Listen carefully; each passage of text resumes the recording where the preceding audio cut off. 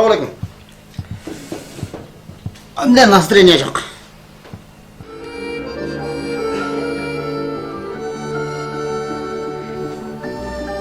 Oh, Ayke. Ayke.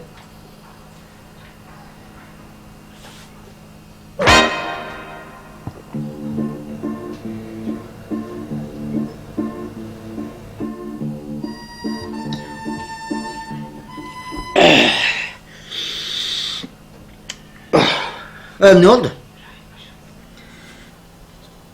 Ne olmalı?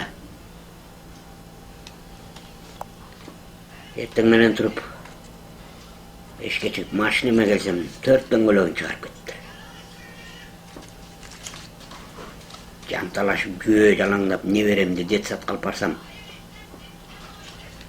ayağında geçip kaldın dep kalbabay oğlu kayra şum da bir yetiştik geldim geliyor.